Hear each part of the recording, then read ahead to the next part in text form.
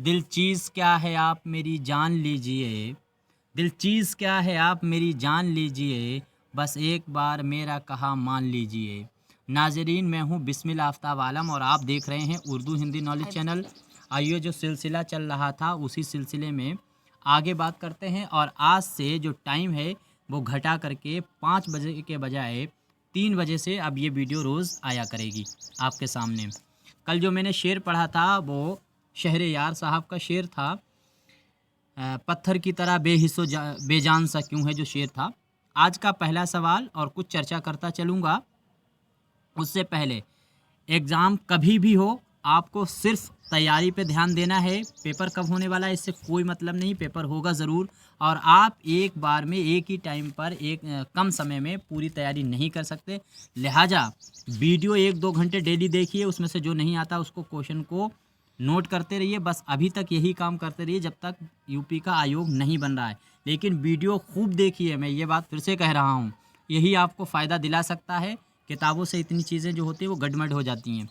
आज का जो पहला सवाल है, जनूबी हिंद के 4 अहम खित्ते देवगिरी, तेलंगाना और कर्नाटक, और इसके बाद में है मावर थे, उसका इजहार किस मुहक्किक ने किया है।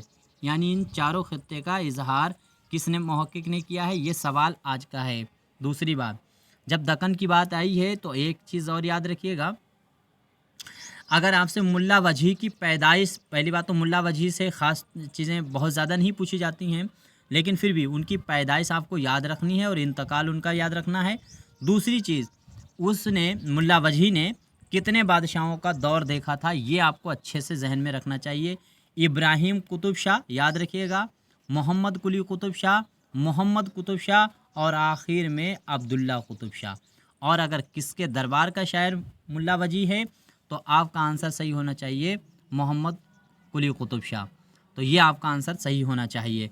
उन्हीं के दौर का गवासी भी है, लेकिन वो अब्दुल्ला कुतुब शाह का जो है दरबारी शायर माना जाता है। इसमें आंसर आपका सही होगा सैयदा जाफ़र। सैयदा जाफ़र ने इन चारों खित्तों का जिक्र किया है और सैयदा जाफ़र का नाम याद रखिए, ये मुहक्किक में गिने जाते हैं। इसके बाद में अगला सवाल है, मगरिबी हिंदी की 5 बोलियों में कौन सी बोली शामिल नहीं है। तो पांचों बोली अगर आपको याद हैं तो बहुत आसान सा सवाल है। उम्मीद करता हूँ सभी का आंसर सही होना चाहिए। दूसरी बात याद रखनी है, सफ़र के दौरान इन्होंने जो एक कहानी लिखी थी, कहानी क्या कहते हैं कि एक जो दास्तान लिखी है मुल्ला वजही ने, कुतुब मुश्तरी। तो कुतुब मुश्तरी में क्या होता है, जब वो शहज़ादा होता है उसके अंदर का मैं कुछ बताने की कोशिश करता हूँ। सफ़र करता है तो सफ़र के दौरान जो कुली कुतुब शाह होता है वो मोहब्बत में बंगाला का जब सफ़र करता है, बंगाल के लिए जाता है, तो महताब परी जो होती है, तो महताब परी उसको क्या निशानी देती है, महताब परी क्या निशानी देती है, तो याद रखनी है तरंगे बादपा, याद रखना उसको निशानी में देता है। अब इसमें आपका आंसर क्या सही होगा, उम्मीद करता हूँ। देखिए, इसमें हरियाणा है, कन्नौजी है, लेकिन ब्रज भाषा भी है, साथ साथ में ये सहारनपुरी, ये जो है नहीं है। आपका आंसर 4 सही होने वाला है। उम्मीद करता हूँ सभी का आंसर सही हुआ होगा। अगला सवाल है, मसूद हुसैन खान ने खड़ी बोली को जिन 2 हिस्सों में तकसीम किया है वो बताना है आपको। तो इसमें से आपका आंसर क्या सही होगा। मसूद हुसैन खान का याद रखिएगा, मसूद हुसैन खान के बारे में भी और चीज़ें आपको मैं बता चुका हूँ, वो तो सब याद ही होनी चाहिए। दूसरी बात, जो बात मैं कर रहा था उसी में बात कर रहे हैं। अगर आपसे पूछा जाता है किस शायर ने खुद को तोती हिंद कहा है, वैसे तोती हिंद अमीर खुसरो को कहा जाता है, लेकिन अगर आपसे पूछा जाए कि शायर ने अपने आप को तोती हिंद कहा है तो मुल्ला वजही का नाम याद रखना है। तो इसमें आंसर आपका क्या सही होगा वो याद रखिएगा। इसमें आपका आंसर सही होगा फर्स्ट, दो आब गंगो जमन जो है उसको माना है, ये आपका फर्स्ट आंसर सही होगा। अगला सवाल देखिए, सवाल है, औरंगज़ेब ने दक्कन में कितने सूबों को शामिल करके उसे दक्कनी इलाका करार दिया है। पहली बात तो याद रखिए, जो औरंगज़ेब हैं उसने सबसे ज़्यादा जो काम किया है, लगभग 51 साल की हुकूमत में 33 साल तक कंटिन्यू जो काम किया है वो दक्कन के लिए काम किया है। ये आपको अच्छे से याद होना चाहिए। तो इसमें इन्होंने कितनी हुकूमतों को आपस में मिला लिया था, ये आंसर आपको इसका देना है। उम्मीद करता हूँ सभी का आंसर बिल्कुल सही होना चाहिए। जब तक मैं आगे बात कर लेता हूँ, और वो बात में क्या है याद रखना, अगर ये जो मैंने बात कही है। दूसरी चीज़, जो मुल्ला वजी हैं, अगर मुल्ला वजी यूँ तो मसनबी और मरसिया के लिए जाने जाते हैं, अगर मुल्ला वजी के बारे में पूछ लिया जाए कि मुल्ला वजी ने जो मरसिया लिखे हैं तो वो किस हैयत में लिखे हैं, ये भी याद रखिए। तो 4 मिसरों वाली बहर को इन्होंने इस्तेमाल किया है, हैयत को इस्तेमाल किया है, और उसको कहते हैं मुरब्बा। मुरब्बा आपका याद होना चाहिए। दूसरी चीज़, ये जो सवाल था इसका आंसर होगा 6 सूबों को मिला करके इन्होंने दक्कनी इलाका कहा था औरंगज़ेब ने। यह आपका आंसर सही होना चाहिए। सवाल है हारवन खां शेरवानी, नाम याद रखिएगा, ये इम्पोर्टेंट सवाल है, के मुताबिक दक्कन में 2 तमद्दुनों का इस्तेसाल जो हुआ है वो किस बादशाह के दौर में हुआ है, ये आपको याद रखना है यहाँ से। तो आपका आंसर इसमें क्या सही होगा, ये चारों ऑप्शन देख लीजिएगा। अच्छा, जब मुल्ला वजी की बात करते हैं तो कुतुब मुश्तरी पर भी बात कर लें। आपसे बाई चांस पूछा जा सकता है, ये देखो कब लिखी गई, किस सन में लिखी गई, ये तो सब पता है। 12 दिन में लिखी गई, 12 करदार हैं, 1609 में लिखी गई। लेकिन इसके बारे में आपको याद रखना है, कुतुब मुश्तरी में बाई चांस आपसे अशार पूछे जाते हैं तो याद रखिएगा 2000 अशारों पे ये डिपेंड है किताब। दूसरी चीज़, इसमें अगर पूछा जाता है गज़लें कितनी हैं कुतुब मुश्तरी के अंदर, रुबाइयाँ कितनी इस्तेमाल हुई हैं, या उन्वानात पूछे जा सकते हैं, वेरी इंपॉर्टेंट। तो गज़लें याद रखिएगा 7 हैं, और इसमें रुबाइयाँ इस्तेमाल हुई हैं 8, और साथ ही साथ में जो इसमें उन्वान इस्तेमाल हुए हैं वो 159 हैं। ये मोटी मोटी बातें जो आपको याद होनी चाहिए। ये आंसर जो है, इसका सही आंसर जो होगा इस सवाल का, वो होगा बहमनी सल्तनत। याद रखिए, दक्कन की पहली सल्तनत बहमनी सल्तनत को ही माना जाता है, तो बहमनी सल्तनत याद होगा। अगला सवाल है अलाउद्दीन खिलजी। अलाउद्दीन खिलजी के देवगिरी पर हमले के वक्त जुनूब में कौन सा ख़ानदान हुक्मरान था। कुल मिलाकर के ये अब आपको बताना है कि जब देवगिरी पर इसने हमला किया तो उस वक्त वहाँ पर कौन सा ख़ानदान था, कौन सा था। अलाउद्दीन खिलजी ही वो शख्स है जिसके 2 जफ़र खान, और याद रख लिया इसके सेनापति थे जफ़र खान, और साथ ही साथ में इसका सेनापति है मलिक काफूर। मलिक काफूर ने जब इस पर देवगिरी पर हमला किया था तो यहीं से बहुत माल जेवर लूटा था। उसी में इसको यहाँ के राजा ने कोहिनूर हीरा दिया था। किसको दिया? मलिक काफूर को। मलिक काफूर एक हिजड़ा था, ये भी याद रखिएगा। और मलिक काफूर ने ये कोहिनूर सबसे पहले पूछा जाता किसके पास रहा है, तो ये अलाउद्दीन खिलजी के पास रहा, और ये जिस भी बादशाह के पास रहा उस बादशाह का ख़ात्मा हो गया। इसीलिए अंग्रेज़ों ने आज तक इसको जो लगाया है उसको क्या कहते हैं, इसमें ताज में लगा के रखा है। मलिका विक्टोरिया वहाँ लंदन में, ये लंदन चला गया नादिर शाह के हमलों से। नादिर शाह का जो हमला हुआ पानीपत पे, तीसरा युद्ध जो हुआ मराठा और नादिर शाह के बीच में, तो नादिर शाह ले गया अफ़गानिस्तान, अफ़गानिस्तान से ये होते हुआ लंदन पहुँच गया। थोड़ी सी बताया देता हूँ, जानकारी है। तो क्या कहते हैं कि ये कोहिनूर हीरा अलाउद्दीन खिलजी से होते हुए मुग़ल सब बादशाहों के पास रहा, और जिन बादशाहों के पास रहा उनका आखिर अंत होता चला गया, और आखिर में एक महिला के पास ये इसीलिए रखा गया है। तो इसमें कौन सा ख़ानदान था? चालुक्य जो ख़ानदान था, चालुक्य जो थे उनका ये ख़ानदान था। चालुक्यों वो वहाँ पर शासन करते थे, कहाँ पे? देवगिरी पे। तो उस पर हमला किया था अलाउद्दीन खिलजी के सेनापतियों ने, ना कि अलाउद्दीन खिलजी ने खुद किया हो। अलाउद्दीन खिलजी ने बाद में किया है। तो सेनापतियों ने किया 1299 में। उम्मीद करता हूँ बात समझ में आई होगी। ये आंसर आपका थर्ड है। हालांकि ये पेपर से रिलेटेड इसमें 2-4 बातें हो सकती हैं जो आपके काम की हों। बहरहाल मैंने बता दिया। कोशिश करता हूँ ज़्यादा से ज़्यादा चीज़ें बताने के चक्कर में मैं बता जाता हूँ। बहमनी बादशाहों ने अपने दौर यानी इक़्तिदार में सबसे ज़्यादा किस सनत को फ़रोग़ दिया, यानी किस सनत का सबसे ज़्यादा फ़रोग़ हुआ है बहमनी दौर में? तो आपको याद ही हो, ये आसान सा सवाल है, कोई इतना बड़ा मसला नहीं है। जब तक मैं आगे बात करता हूँ, याद रखिएगा जो बात चल रही थी उसी में कुतुब मुश्तरी पे बात कर रहा था, शायद कुतुब मुश्तरी पे। हाँ अच्छा, दूसरी चीज़ याद है, कुतुब मुश्तरी को पूछा जा सकता है, इसको याद रखना है हर हाल में कि इसको मुरत्तिब किसने किया है। तो कुतुब मुश्तरी और सबरस पूछ ले, कहीं सबरस को पूछ ले तो क्या है, सबरस और कुतुब मुश्तरी इन दोनों को मुरत्तिब करने का काम मौलवी अब्दुल हक ने किया है। ये बिल्कुल दिमाग में आप अपने अच्छे से बैठा लीजिए।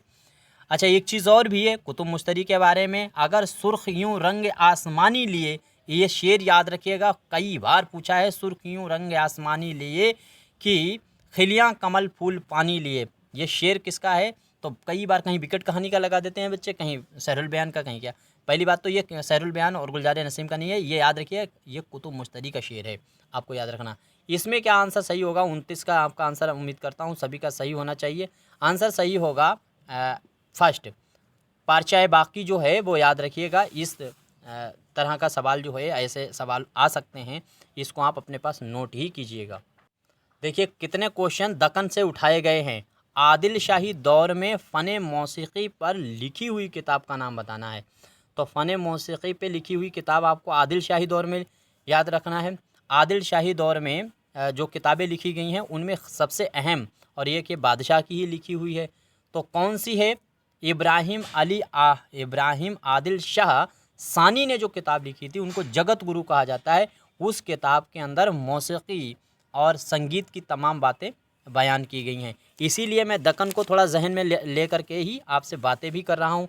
उम्मीद करता हूँ इसका आंसर आप लोगों को सभी को मालूम हुआ। आज सब अभी मैं बात जो कर रहा था, याद रखिए, महताब परी का जिक्र कर रहा था। अगर महताब परी जो है वो शहज़ादे पर आशिक तो होती है, ये भी याद रखिएगा। तो वो जो है आशिक होती है तो वो किस इलाके में रहती है, ये सवाल कई बार पूछा गया है। याद रखिए गुलिस्तान, गुलिस्तान का नाम याद रखिए। महताब परी कहाँ की रहने वाली? गुलिस्तान की, अच्छे से याद रखिएगा। और महताब परी ने निशानी के तौर पे क्या दिया था? तो ये भी आप अभी तरंगे बादपा हमने आपको बताया ही था। उम्मीद करता हूँ इसका आंसर सही याद रहा। नौरस जो है उस नाम याद रखिएगा, नौरस नामा। ये किताब जो है वो मौसीकी पे लिखी हुई किताब है। अब्दुल की लिखी हुई किताब ये इब्राहिम नामा है। ये भी अगर जब सामने आई है तो याद रखिएगा। दूसरी चीज़, जो सबरस किताब है, सबरस में याद रखना एक सवाल कुछ पेपरों में ज़्यादा बन रहा है, वो ये है कि महूर, कितने महूर हैं सबरस के अंदर, महूर कितने हैं? तो आपको याद रखना है 2 महूर पे बात की गई है। एक आबे हयात की तलाश है और दूसरा मार्का हुस्नो इश्क है। ये 2 महूर हैं, ये याद रखिएगा। तो उम्मीद करता हूँ ये सब क्वेश्चन आपका सही हुआ होगा। अब ये अगला सवाल देखिए, दक्कन के अहम शायरों में हज़रत बहाउद्दीन बाजन का ताल्लुक़ किस इलाके है? तो बहाउद्दीन बाजन की किताब भी मैंने कल बात की थी, उम्मीद करता हूँ देखें सभी को मालूम होती। बहाउद्दीन बाजन की किताब को कमेंट करके बताइएगा। तो इसमें आपका आंसर क्या सही होगा? बहाउद्दीन बाजन का ताल्लुक़ किससे था? बहाउद्दीन बाजन, सभी का आंसर सही होना चाहिए। मैं कुछ इसलिए टाइम दे देता हूं ताकि आप अच्छे से बता सकें। और बहाउद्दीन बाजन का जब जिक्र किया था, दूसरी चीज़ सबरस जो थी, सबरस और कुतुब मुश्तरी, ये दोनों मुरत्तिब मौलवी अब्दुल हक ने की हैं। तो इसमें कुतुब मुश्तरी को ना याद करके सबरस पर ख़ास तौर से गौर कीजिएगा। ये किस सन में मुरत्तिब हुई है ये भी याद रखिएगा। तो 1932 आपको सन याद रहना चाहिए, 1932 ये याद रखिएगा यहाँ से। अब यह आंसर क्या सही हुआ है आपका? उम्मीद करता हूँ सभी का आंसर सही होगा। जो है अहमदाबाद, बहाउद्दीन बाजन कहाँ के थे? अहमदाबाद। अगला सवाल देखिए, उर्दू में किस शायर को पहले हुजू निगार और शहर आसोब के तख्लीक़कार का दर्जा हासिल है? ये देखिए किसको हासिल है। उम्मीद करता हूँ इसमें आंसर आपका सभी का सही होना चाहिए। शहर आसोब का वैसे नाम जैसे ही आता है तो सभी का जहन एक ही तरफ जाता है, किधर? वो है सौदा। सौदा की जब याद आई है तो सौदा के बारे में और भी याद रखिएगा। सौदा को अगर पूछा जाए उर्दू का पहला मरसिया गो या मरसिया कौन सा माना जाता है, तो नौसरहार है अशरफ बियाबानी का। लेकिन अगर पूछ लिया जाए उर्दू का पहला बाकायदा मरसिया गो में भी सौदा का नाम आ जाता है। कसीदा गो तो हैं ही हैं वो बाकायदा, ये भी जहन में अच्छे से रखिएगा। लेकिन वो बाकायदा मरसिया गो में भी गिन लिए जाते हैं। और सबसे पहले मरसिया को मुसद्दस में लिखने का काम सौदा ने किया है। ये सारी बातें आपको जहन में रहनी चाहिए। तो इसमें आंसर क्या होगा? मीर जाफ़र जटली का नाम याद रखिएगा, ऐसा हुजू वो भी था। और शहर आसोब, इसकी किताब याद रखिए, नौकरी नामा, इसकी बहुत अहम किताब है। उम्मीद करता हूँ सारी बातें आपको पसंद आई होंगी। और जो आपका अगर सवाल मेरा गलत होता है तो आपका जो भी जवाब सही हो तो उसको ज़रूर बताइएगा, मैं आपका बेहद शुक्रगुज़ार रहूँगा।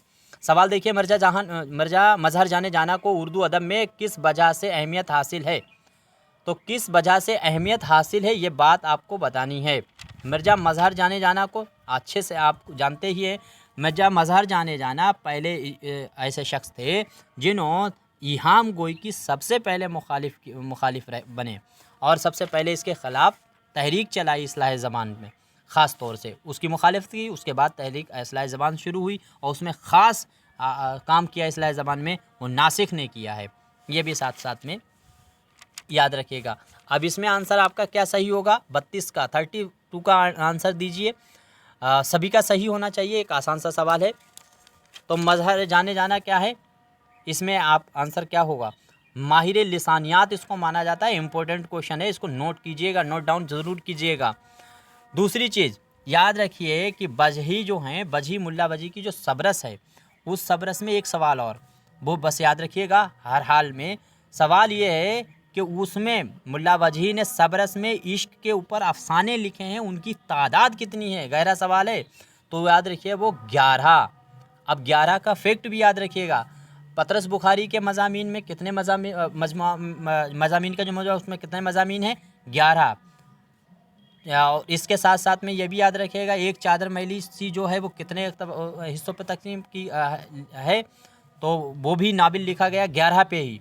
और ये भी साथ साथ में याद रखिए कि 11 ही अफसाने सबरस में लिखे हैं मुल्ला वजी ने। आगे आप अगला सवाल देखिए। सवाल है, सौदा ने मुख्तलिफ असनाफ़ सुखन में तवा आजमाई की, लेकिन वो मजाजन कसीदा के शायर थे। ये फ़िक्रा कहा है, यानी ये कौल है जो आपको बताना है ये किसने कहा है। किसके बारे में? सौदा के बारे में। सौदा के बारे में अमूमन ज़्यादा किसने काम किया? अच्छा, मरसिया का आगाज़ व इर्तिक़ा, एक किताब याद आ गई सामने देख करके। मरसिया का आगाज़ व इर्तिक़ा अगर पूछी जाए तो ये मसीहुज जमा की लिखी हुई किताब है, यहाँ से याद रखिए। और उर्दू मरसिया को मुरत्तिब किसने किया है, अगर ये बात पूछ ली जाए तो ये आपका आंसर थर्ड वाला सही होगा। क्या नाम है? इब्न हामी अशरफ, जो है इमहानी अशरफ, इसका नाम याद रखिएगा। दूसरी चीज़, अब ये जो आंसर आपको सभी को देना है, हिंदुस्तान की दास्तानों के ऊपर जो किताब लिखी है वो ज्ञानचंद्र जैन ने लिखी है, तो वो एक रह गया था। अब बचा हुआ जो शख्स है इसी ने ये कॉल कहा है। उम्मीद करता हूँ सभी का आंसर है सैयद जाफ़र का नाम आपको याद रखिएगा। ये सैयद जाफ़र वही है जिसने उर्दू अदब की तारीख जो है लिखी है किताब, जैसे जमील जालवी ने लिखी है, इसने भी उसी नाम पे लिखी है। 8 ऐसे अदीब हैं जिन्होंने एक ही नाम से किताबें लिख दी हैं, तारीख़ अदब उर्दू। अगला सवाल देखिए। सवाल है, ख्वाजा मीर दर्द की शायरी किस तर्ज की नुमाइंदगी करती है? तो किस तर्ज की नुमाइंदगी करती है? बहुत आसान सा सवाल है और खूब अच्छे से याद रखने वाला सवाल है। उम्मीद करता हूँ सभी का आंसर सही हुआ होगा। देखो, कुछ किताबें जैसे मसनबियों में जब बात कर रहे हैं, जैसे महाजन पूछा जाए, तालिबे इल्म पूछा जाए, ये मसनबी हैं। चोर शायर ये किसकी हैं? तो ये मोहम्मद हुसैन की लिखी हुई मसनबियाँ हैं, ये याद रखिएगा। हर हाल में आपको याद रखना है मोहम्मद हुसैन का नाम। और दूसरी चीज़, एक सवाल, ऐसा सवाल जो आ सकता है, मुझे लगता है याद रखना, हाली ने किस मसनबी को, गौर से सुनिए, हाली ने किस मसनबी को मखरब इखलाक कहा है? किस मसनबी को मखरब इखलाक कहा है? तो आपका आंसर सही होगा ज़हरे इश्क। और ज़हरे इश्क से मुतालिक सवाल बनते ही रहते हैं, आपको इसको हर हाल में याद रखना चाहिए। इस 35 नंबर का सवाल का आंसर सही होगा तसव्वुफ़। अगला सवाल देखें, मीर तकी मीर ने किस शायर के मशवरे पर इश्क परस्ती इख्तियार की? तो किस शायर के मशवरे पर इश्क परस्ती इख्तियार की है? देखिए किस तरह सा थोड़ा सा सवाल ऐसा है जो किताबों में आसानी से मिलने वाला नहीं है। तो उम्मीद करता हूँ फिर भी ये आंसर नोट कीजिएगा, अगर मालूम है तो कोई बात नहीं, हर हाल में आपको अपने पास नोट करना चाहिए। अच्छा, पूछा जा सकता है कि वो कौन सी मसनवी है जिसके सारे उन्वान फ़ारसी ज़बान के हैं? लिखी मानी उर्दू की जाती है, उन्वान फ़ारसी के हैं। तो वो याद रखना है, मसनबी है पदम राव फ़खरुद्दीन निज़ामी की। ये भी आपको अच्छे से याद रखना चाहिए। यह आंसर आपका सही हुआ होगा। खान आरजू का नाम याद रखिए, खान आरजू के कहने पर। अगला सवाल है, दिल्ली में किस शायर के ज़माने में सियासी इंतशार, ज़िंदगी की तबाही और तहज़ीब का शीराज़ा बिखर चुका था। ये क्वेश्चन अपने आप भी पढ़ा कीजिएगा तो और अच्छे से याद होंगे, क्योंकि मैं बताने के चक्कर में सवालों को थोड़ा सा नहीं पढ़ता हूँ, तो गौर नहीं करता, देखता हूँ, बस समझ जाता हूँ दिमाग में कि सवाल क्या है। तो इसमें आपका आंसर क्या होगा? तो बहुत आसान सा सवाल है, सभी का आंसर सही होगा। अगर इसका सही जवाब नहीं दे पाया तो फिर बड़े शर्म की बात है। ऐसा सवाल जिसका सभी को मालूम होना चाहिए। अच्छा, मुल्ला वजही जो हम लोग बात कर रहे थे दक्कन पे, मुल्ला वजही जो था, उस मुल्ला वजही को मैंने कहा था, मुल्ला वजही खुद को तो किस तरीके का तोती हिंद कहता था शायर। और एक सवाल इसी तरह का और जो बन सकता है मुल्ला वजही पर, मुल्ला वजही का सबसे बड़ा मदह शायर कौन था, यानी मुल्ला वजही की सबसे ज़्यादा तारीफ़ करने वाला शायर, तो उसका नाम है तिबाई। तिबाई का नाम हर हाल में याद रखिएगा। और इस सवाल का आंसर सही होगा मीर तकी मीर। तबाही और बर्बादी और नादिर शाह के हमलों से ही परेशान होकर के ये सब भागे दिल्ली छोड़ करके, ये याद रखिएगा। इसके बाद में अगला सवाल देखिए, उर्दू का पहला तज़किरा निकातुश्शोरा किस शायर ने तहरीर किया है? निकातुश्शोरा। अच्छा, निकातुश्शोरा में कितने शायरों का जिक्र है? तो 103 शायरों का जिक्र है, ये बात आपको मालूम है। इसी तरह से अब जब बात आई है तज़किरे पे, तो तज़किरे में याद रखिए, अगर पूछ लिया जाए आपसे कि जो तज़किरा शोराए उर्दू के नाम से लिखा हुआ है, मीर हसन ने उसमें कितने शायरों का जिक्र है? तो उम्मीद करता हूँ ये आपको मालूम होना चाहिए। एक अलग तरह का सवाल है। तो क्या आंसर आपका सही होगा? तो किसका जवाब आप देंगे? तो 304। यहाँ पे 103, वहाँ पे होगा 304। तज़किरा शोरा उर्दू में 304 शोरा का जिक्र है, ये याद रखिएगा। अच्छा, ये सवाल आपको मालूम ही होगा, तो खैर इसमें क्या किया जाए, निगातुश्शोरा किसने तहरीर किया है? तो इसमें से आपका आंसर क्या सही होगा? इसमें अमूमन जो सवाल सही होता है, इसमें आंसर तो होना चाहिए था मीर तकी मीर, लेकिन फिर भी उर्दू का पहला तज़किरा निकातुश्शोरा किस शायर ने तहरीर किया है? तो मिर्ज़ा मज़हर जाने जाना को मान लिया था। मिर्ज़ा मज़हर जाने जाने की तख्लीक़ों को चेक करना होगा, क्या उसमें निकातुश्शोरा है? बहरहाल मेरे ख़्याल से तो गलत है, मैंने तो पढ़ा नहीं है, देखेंगे फिर भी चेक करके। तो मज़हर जाने जाना को सही माना था आयोग ने, और ये पेपर गुजरात TGT का है, ये भी याद रखिएगा।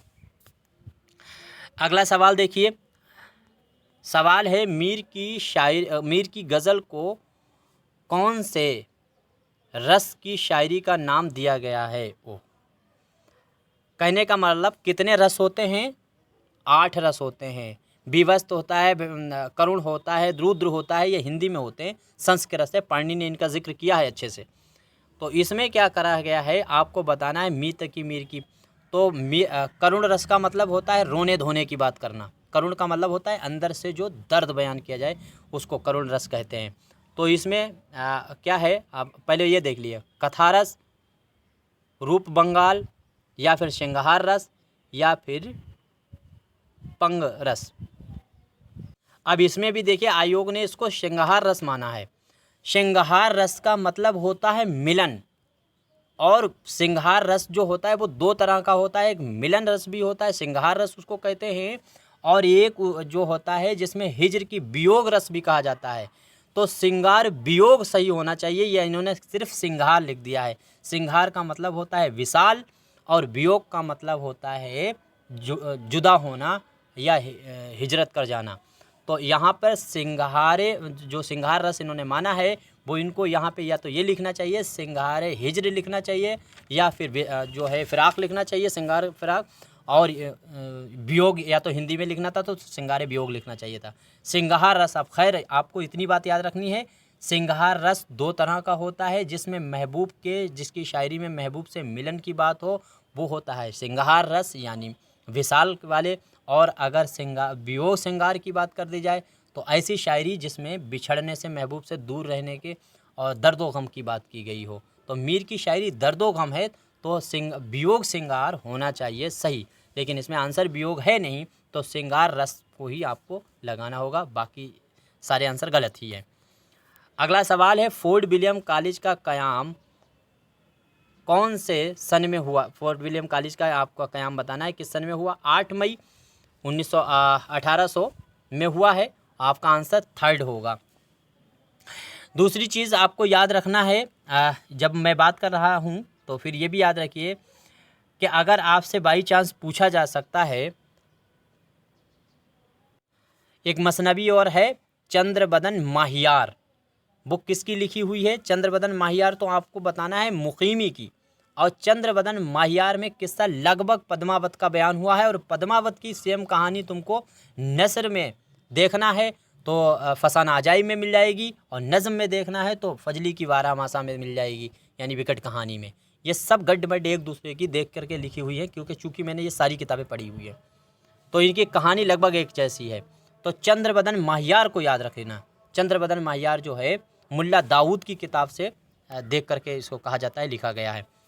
अगला सवाल है, डॉक्टर गिलक्रिस्ट पेशे से डॉक्टर थे, लेकिन उन्होंने 1797 में कौन सा कारनामा अंजाम दिया है? तो कौन सा कारनामा अंजाम दिया है? एक आसान सा सवाल है, और ये सारे ऐसे आंसर हैं जो बहुत ही सवाल थे, जो आपको उम्मीद करता हूँ कुछ तो ऐसे लगे होंगे जो टफ थे, लेकिन बाकी खैर पेपर आसान था। तो हिंदुस्तानी लुगत की तैयारी जो है वो किसने की है? इसी ने। लगभग 17 किताबें लिखने का काम किया है जॉन गिलक्रिस्ट ने। चलो इतने ही सवालों पे बात करते हैं। चूँकि रमज़ान का महीना है, आपको क्या करना है, आपको खूब वीडियो देखनी है, बार बार वीडियो देखिए, और कोई तरीका नहीं है किताब अभी ना देखिए, किताब को छोड़ दीजिए, वीडियो को 2-2 3-3 बार देखते रहिए। मतलब एक वीडियो 30-20 मिनट की है, अगर 2 बार देखोगे तो 50 मिनट में 2 वीडियो हो जाए, स्पीड में देख लो। और जो क्वेश्चन लगता है उसको नोट डाउन कर लो, पुरानी वीडियो रिवाइज करते रहो। एग्ज़ाम की चिंता मत कीजिए, मौके पे आ करके आप एग्ज़ाम क्रैक नहीं कर पाएंगे, ये जहन में रखिए। भीड़ बहुत ज़्यादा है। बाकी इन चीज़ों पर बात करेंगे।